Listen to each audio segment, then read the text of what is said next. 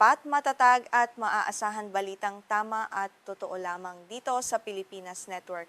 Magandang araw sa ating mga kababayan sa Pilipinas at sa buong mundo.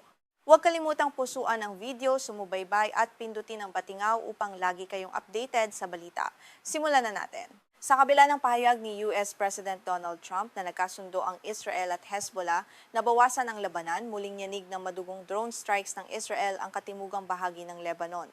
11 katao ang kumpirmadong napatay sa pinakahuling serye ng pag-atake ng militar ng Israel. Ang biglaang paglala ng sitwasyon ay naganap isang araw lamang matapos ihayag ang umano'y kasunduan sa de-escalation na nagdulot ng matinding pagkabahala sa buong rehiyon. Kabilang sa mga nasawi sa trahedya ang isang kilalang dentista na si James Karam mula sa bayan ng Klayaa kasama ang kanyang anak na lalaki at babae.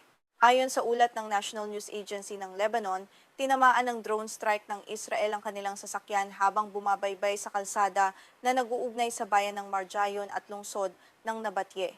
Ang pagkamatay ng mag-ama ay nagdulot ng labis na pighati sa kanilang komunidad. Bukod sa pamilya Kara, may iba pang sibilyan ang naging biktima ng walang humpay na pag-atake. 2 manggagawang Syrian sa isang plant nursery sa Jibchit ang napatay, habang 2 pa ang nasawi sa kalapit na nayon ng Tul.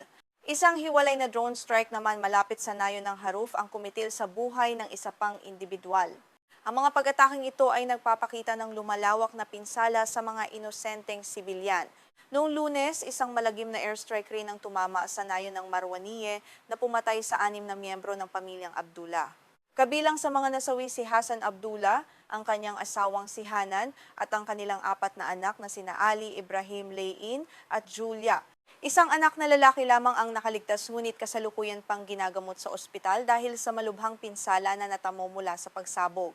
Ang marahas na pag-ataking ito ay naganap matapos ihayag ni Donald Trump na nagkausap sila ni Israeli Prime Minister Benjamin Netanyahu at nakipag-ugnayan din sa Hezbollah sa pamamagitan ng mga tagapamagitan.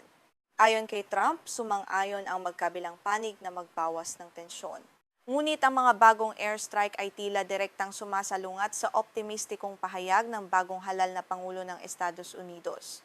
Bago ang mga bagong pag-atake, nagpakawala ang Hezbollah ng 12 ng mga misil at drone patungo sa mga posisyon ng sundalong Israeli sa katimugang Lebanon at ilang lungsod sa hilagang Israel.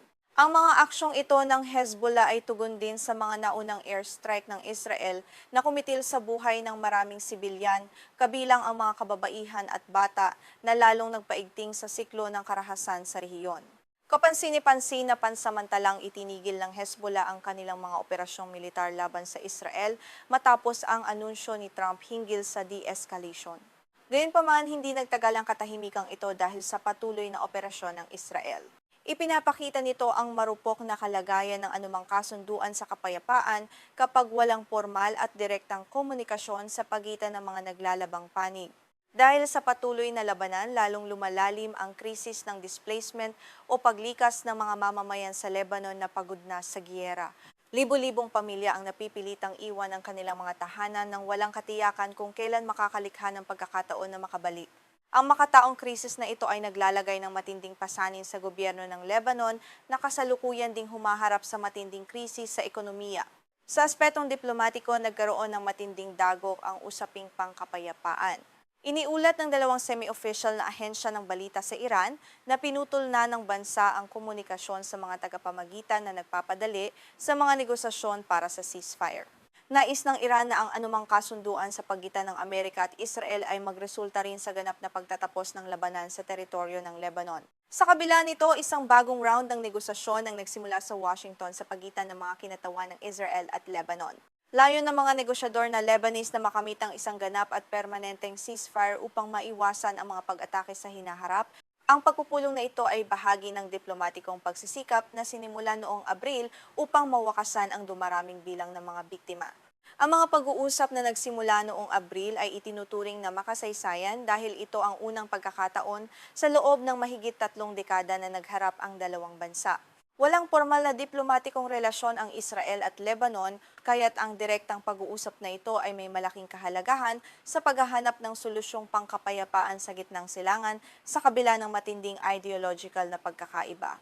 Gayunpaman, mariing tinanggihan ng Hezbollah ang anumang direktang pakikipag-usap sa Israel. Umaasa ang armadong grupo sa impluwensya at diplomatikong presyon mula sa kanilang pangunahing kaalyado na Iran upang isulong ang kanilang mga interes. Ang pagtangging ito ay lalong nagpapahirap sa pagbuo ng isang komprehensibong kasunduan na katanggap-tanggap sa lahat ng mga armadong paksyon sa rehiyon. Ang kasalukuyang negosasyon sa Washington ay nagaganap sa gitna ng pinakamalalim na pagpasok ng mga sundalong Israeli sa loob ng Lebanon sa loob ng 26 na taon. Ang paglawak ng ground offensive na ito ay nagdulot ng matinding takot sa mga mamamayan ng Lebanon na nakakakita ng pagkakahawig ng sitwasyon sa mga nakaraang madugong digmaan na sumira sa kanilang bansa noong mga nakaraang dekada. Lalo pang tumindi ang takot ng magbanta ang Israel na muling bobombahin ang katimugang bahagi ng Beirut, ang kabisera ng bansa. Nagdulot ito ng malawakang panik kung saan libu-libong residente ang nagmamadaling lumikas patungo sa mas ligtas na mga lugar. Ang mga kalsada sa Beirut ay napuno ng mga sasakyan ng mga pamilyang nagnanais na makatakas sa banta ng paparating ng mga airstrike ng Israel. Sinikap namang pakalmahin ni Donald Trump ang sitwasyon sa pamamagitan ng pagsasabing walang tropa ng Israel ang papasok sa Beirut. Ngunit sa kabila ng kanyang mga pahayag, patuloy ang matitinding atake mula sa magkabilang panig. Ipinapakita nito ang limitasyon ng impluwensya ng Estados Unidos sa kasalukuyang pamumuno ng Israel na determinadong tapusin ang kanilang mga layuning militar laban sa Hezbollah. Ipinaliwanag naman ni Israeli Defense Minister Israel Katz na umiwas muna silang salakayin ng Beirut bilang paggalang sa nagaganap na negosasyon sa pagitan ng Estados Unidos at Iran. Gayunpaman, binigyang diin niya na nagbago na ang sitwasyon. Ang pahayag na ito ay nagpapahiwatig na ang pasensya ng Israel sa diplomatikong proseso ay mabilis na nauubos habang patuloy ang mga banta sa kanilang seguridad. Ayon kay Katz, ipinaalam ni Netanyahu kay Trump sa isang tawag sa telepono na sasalakayin ng Israel ang katimugang Beirut kung ipagpapatuloy ng Hezbollah ang pag-target sa hilagang Israel. Ito ay pag-uulit lamang sa mga naunang babala ng punong ministro. Malinaw na ginagamit ng Israel ang banta ng pag-atake sa kabisera bilang leverage upang pilitin ang Hezbollah na ihinto ang kanilang mga rocket attacks. Sa kabilang banda, iginiit ng mga nangungunang awtoridad sa politika ng Lebanon na dapat magpatuloy ang mga pag-uusap sa kabila ng hirap ng bansa na pigilan ang mga airstrike. Sinabi ni Prime Minister Nawaf Salam na ang negosasyon ang may pinakamababang halaga para sa Lebanon at sa mamamayang Lebanese. Ito raw ang pinakamaikling landas upang wakasan ang pananakop at payagan ang kanilang mga mamamayan na makauwi. Sa kabuuan, ang huling yugto ng labanang ito ay kumitil na sa buhay ng mahigit 3,400 tao sa Lebanon at nagpaalis sa mahigit 1 milyong residente. Sa panig naman ng Israel, hindi bababa sa 27 sundalo at isang defense contractor ang napatay sa katimugang bahagi ng bansa, habang 2 sibilyan naman ang nasawi sa hilagang bahagi dahil sa mga rocket ng Hezbollah. Isang malaking hamon ngayon sa militar ng Israel ang paggamit ng Hezbollah ng mga fiber optic drones na mahirap ma-detect ng mga radar system.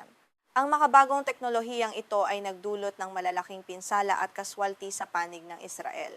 Sa pagtatapos ng ulat na ito, nananatiling malabo ang pag-asa para sa isang pangmatagalang kapayapaan habang patuloy na nagbabago ang taktika ng magkabilang panig.